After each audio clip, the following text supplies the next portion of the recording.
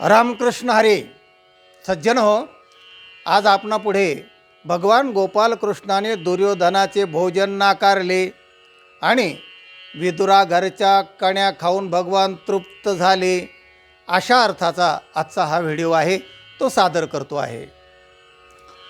पांडव 12 आणि 1 गुप्तवास म्हणजे अज्ञातवास हे 13 वर्षाचा वनवास पूर्ण करून हस्तिनापुरात परत आले. भगवंताने त्यांचं स्वागत केलं. रात्री मुक्काम त्यांच्याकडे करून त्यांच्याशी चर्चा केली. सगळा वनवासातला आणि सगळा योगक्षेम विचारला आणि मग भगवंताने सांगितलं की आता अर्ध राज्याचे तुम्ही वारस आहात, वाटेकरी आहात. तर हा प्रस्ताव पुन्हा अखेरचा प्रस्ताव म्हणून दुर्योधनापुढे मी मांडतो. तेव्हा तुम्ही कमीत कमी काय त्याच्याकडे मागणी करावं, कारण तो सगळं अर्धराज्य देणार नाही हे नक्की आहे. पण तडजोड हा जो मुद्दा आहे की तडजोड स्वीकारली तर पुढचा अपाय टळतो.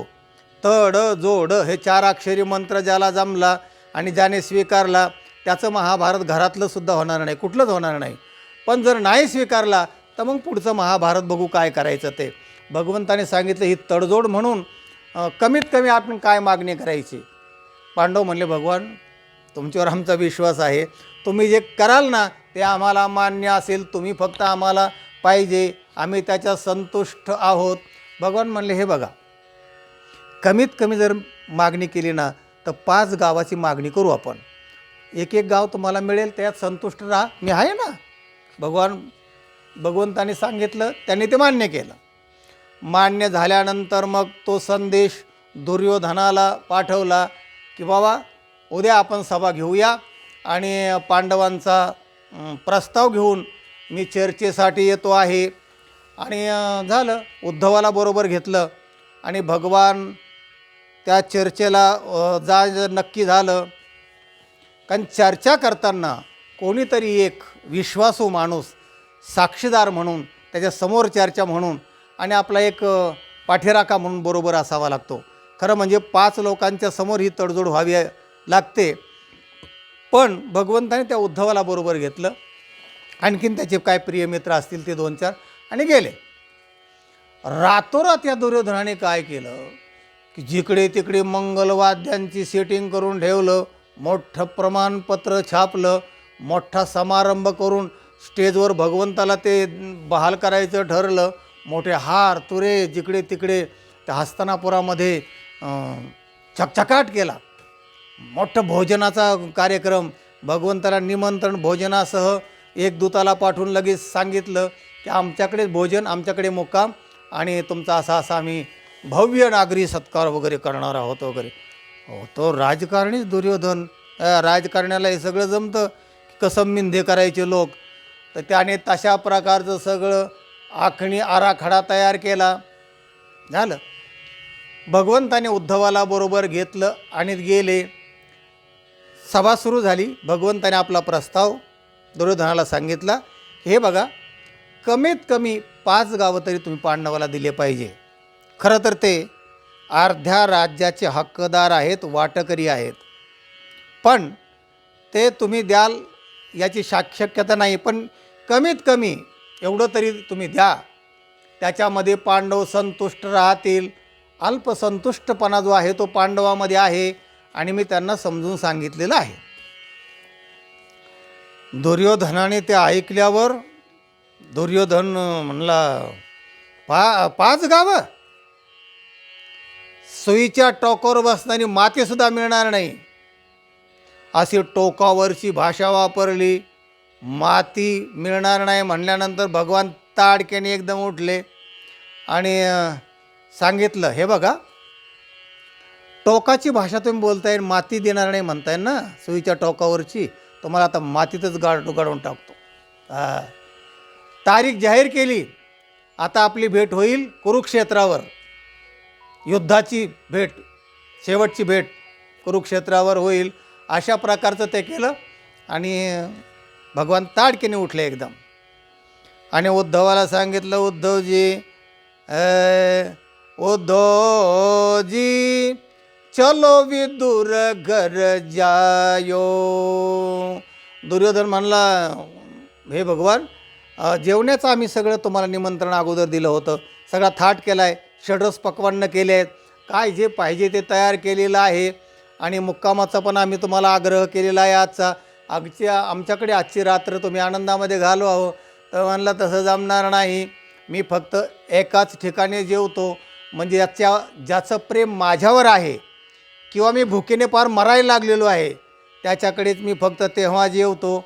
म्हणले मी काय भुकेने मरायला लागलेलो नाही आहे आणि तुमचं प्रेम माझ्यावर नाही आहे, त्यामुळे मी भोजन तुमचं घेऊ शकत नाही आणि तुमच्याकडे सुद्धा राहणार नाही. महाल म्हणले, एक महाल तुमच्यासाठी तयार ठेवला आहे आम्ही सुसज्ज. ते म्हणले, चंदन तेरे चुटकी भली क्या बबुल की साल, सजन तेरी झोपडी भली क्या दुर्जन का महाल. भगवंताने सांगितलं, दुर्जनाच्या महालात मी राहत नाही, सज्जनाच्या झोपडीत राहणार. तुमचं भोजन पण मला नको आहे. विदुर काका, चला आपण त्या काकाच्या घरी जाऊया म्हणले. भगवान ताडकीने उठले. चलो विदुर घर जायो उद्धवजी, चलो विदुर घर जायो, दुर्योधन का मेवा त्यागो, विदुर की कन्या खायो, चलो विदुर घर जायो. उद्धवजी चल, विदुराच्या घरी जाऊन कन्या खाऊ आपण. विदुराला वाटलं अरे आपलं एवढं जेवण गेलं, पण भगवान म्हणले त्या कन्या आपल्याला चांगल्या गोड लागणार, याचं हे नको आहे, हे मालपोहे वगैरे आपल्याला काही नको, चलो विदुर घर जायो, दुर्योधन का मेवा त्याग. आणि भगवान विदुराच्या घरी गेले आणि इतक्या प्रेमाने त्या कन्या खाल्ल्या भगवंताने. मन मोहन मुरलीवाला, मन मोहन मुरलीवाला, नंदाचा अलबेला, मोहन मुरलीवाला, मन मोहन मुरलीवाला, विदुरा घरच्या खाऊनी कन्या परमानंदे धाला,